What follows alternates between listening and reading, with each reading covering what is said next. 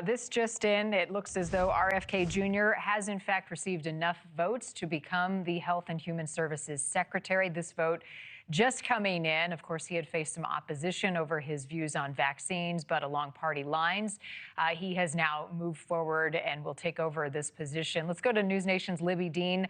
He got the votes, and now his confirmation process concludes.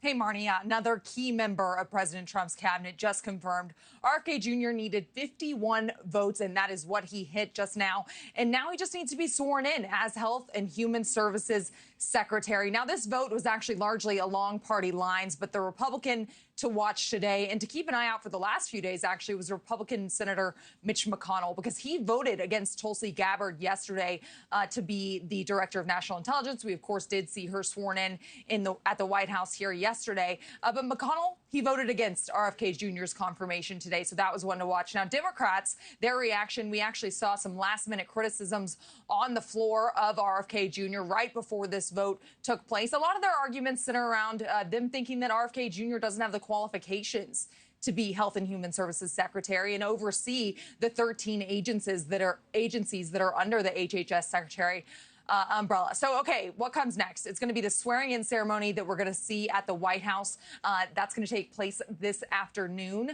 And then, like other cabinet secretaries that we've seen throughout the confirmation process, they tend to kick off their day one of being sworn in with their day one directives and the quick changes that they want to see at the departments that they are now cabinet secretaries of. Now, I'm told by a source that President Trump is actually expected to sign an executive order relating to Health and Human Services today at the White House, that being sometime around the swearing-in ceremony. But that's the next step here, and the latest being that RFK Jr. has now hit the votes he needed for Senate confirmation, 51 votes. Marni? Make America healthy again, Libby. That was sort of the phrase that we heard from RFK Jr., a more transparent health department, and taking a look at all of the things that he will now be in charge of: Centers for Disease Control Prevention, NIH, Medicare, Medicaid, the FDA, so our food and drugs. What has he said will be the priorities right out of the gate?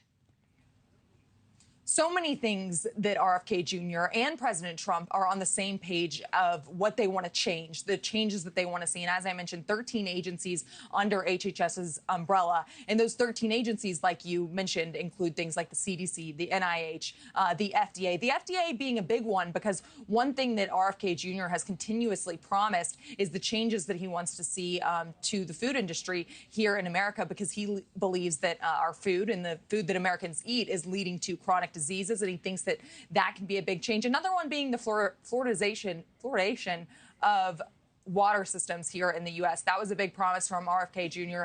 Before he was sworn in, so that's going to be something to watch for. But we're going to get some answers when he's sworn in here at the White House today about what they're wanting to do at HHS.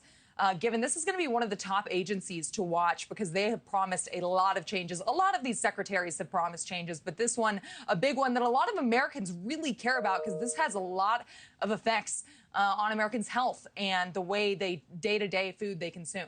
Right, and how those important discussions are framed. Libby Dean at the White House. Thank you for watching. Go to newsnationnow.com to find NewsNation on your television provider. And don't forget to click the red subscribe button below to get more of NewsNation's fact-driven, unbiased coverage.